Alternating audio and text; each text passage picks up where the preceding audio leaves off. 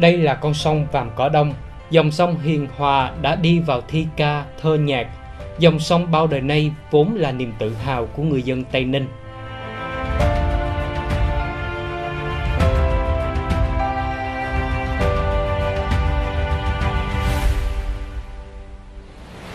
Đoạn sông được cho là đẹp nhất với cái tên mỹ miều là Cẩm Giang, hay còn gọi là sông Gấm.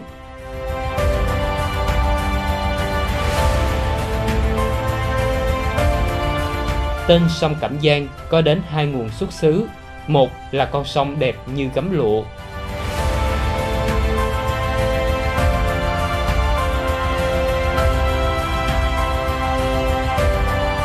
Xuất xứ thứ hai là con sông thường được nhuộm tím bằng những vạt lục bình vào mùa nở hoa.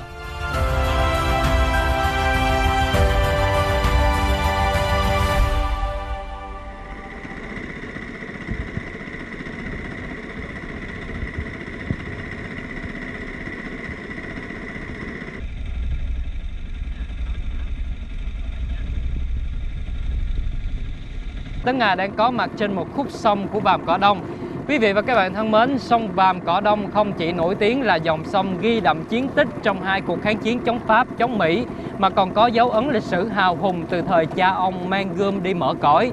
Bên cạnh đó thì dòng sông này còn có những vẻ đẹp nên thơ và cuộc sống dân sinh hiền hòa. Ngay bây giờ xin mời quý vị hãy cùng với Tấn Nga khám phá vẻ đẹp của dòng sông này nha.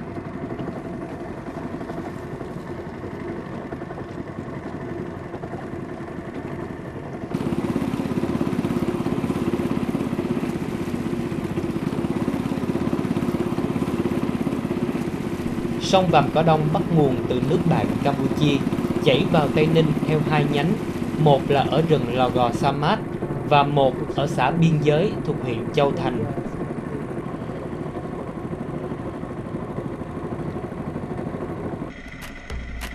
Dòng sông hiền hòa chảy qua địa phận tỉnh Tây Ninh với chiều dài 100 cây số, bao đời tạo nên cuộc sống nông ngư nghiệp ấm no, cùng đời sống văn hóa đa dạng, phong phú cho các cư dân lưu vực.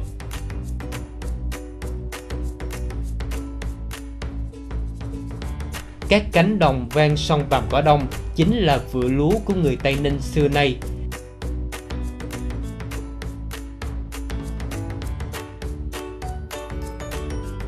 Ngoài ra, sông Vàm còn có mỏ cá bao đời, không chỉ riêng người Tây Ninh mà còn là của các ngư dân miền Tây ngược dòng sông để đánh bắt, tìm kế mưu sinh trong mùa nước nổi. Trời sáng thì khoảng 8 giờ sáng ăn uống xong rồi đồ đi làm khoảng 3 giờ mấy nghỉ. Nhà với ở Châu Đốc thiệt mà làm bên vùng Tây Ninh này nó nhiều thì mình nói ngay chứ thì dễ làm ăn hơn. Thì từ cái địa phương, từ cái tỉnh thì mình cũng nói làm cá ở đây nó dễ hơn cái vùng khác. Thì làm ăn từ đây mấy chục năm rồi, thì mình quen cái sông này hết trơn rồi, phải không? Cái chỗ nào đó.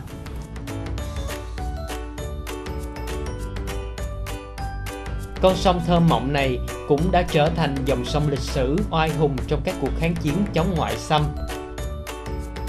Dấu chân của những người mang gươm đi mở đất vẫn còn in đậm nơi đây.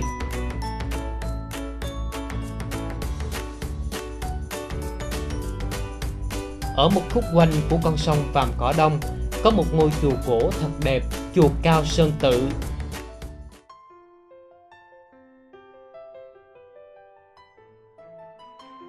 Chùa mang nét trầm mặc cổ kính bởi xung quanh là các tầng cổ thụ có đến 100 năm tuổi.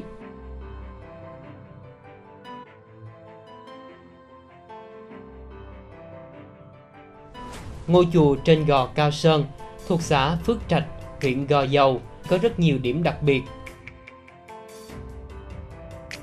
Đó là một ngôi chùa có hai mặt, một mặt thờ Phật quay ra sông, một mặt là một cái đình thờ các quan đàn cựu đánh giặc, di dân lập ấp thời Tây Sơn Nguyễn Ánh mà người dân gọi chung là ông Gò Cao Sơn.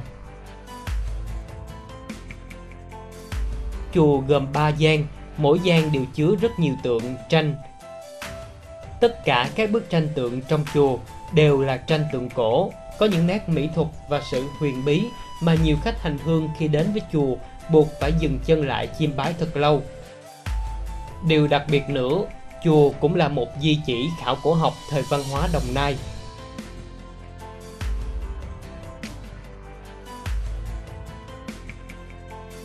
Một ngôi đình làng ven sông Vàm Cỏ Đông khá tiêu biểu cho các ngôi đình ở Tây Ninh là đình Phước Trạch, cũng ở gần Cao Sơn Tự.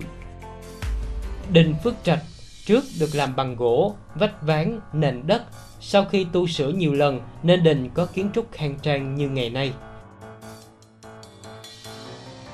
Đặc biệt hơn cả các ngôi đình khác là bàn thờ thần nông, bởi người dân Tây Ninh bao đời nay chủ yếu sống bằng nghề nông, cho nên thần nông rất được coi trọng.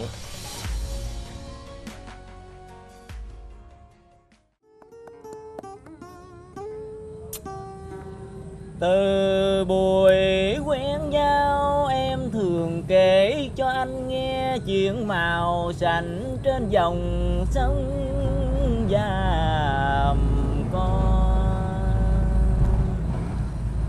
Kỷ niệm quê hương ấy tình em đó, rồi năm tháng xa nhau như con sóng nhỏ trong lòng. Nhiều quá anh ơi. Dòng nước trong xanh sông răng rằm, mấy mươi năm sống cùng ta ra trận, là mấy lần chờ nắng chiến công. màu xanh quê em lớn. Tuy không phải là quê hương của những bản đờn ca tài tử hay điệu vọng cổ như sông Hậu, sông Tiền, thế nhưng những người con sông Vàm rất yêu mến các dòng cổ nhạc. Có tình mẹ chắc dòng sông tôi yêu chờ nhiều nhớ. Những người bạn quê có cùng sở thích ca hát, yêu văn nghệ hình thành nhóm đờn ca tài tử để cùng nhau quay quần bên ấm trà và đờn hát cho nhau nghe những bài hát về con sông quê gắn liền từ thuở ấu thơ. Tự gom mấy anh em nào lại chơi nên mười mấy năm người trước rồi người sau của anh em nào thích lại là như vậy mình để tập hợp mình chơi. Yêu cái bộ môn nghệ thuật này lâu lắm. Nói chung là công việc của mình thì ban ngày thì cũng đi làm mướn lao động, rồi chỉ có giấc chiều này là rảnh để mà họp mặt với anh em đờn ca tài tử thôi. Và như bao đời nay, con sông Vàm Cỏ Đông thân yêu vẫn chảy mãi trong lòng của những người con Tây Ninh hào sản, hiền hòa nhưng anh hùng bất khuất. Dòng sông huyền thoại này dường như ẩn chứa bao câu chuyện bất ngờ thú vị đang chờ đợi chúng ta khám phá.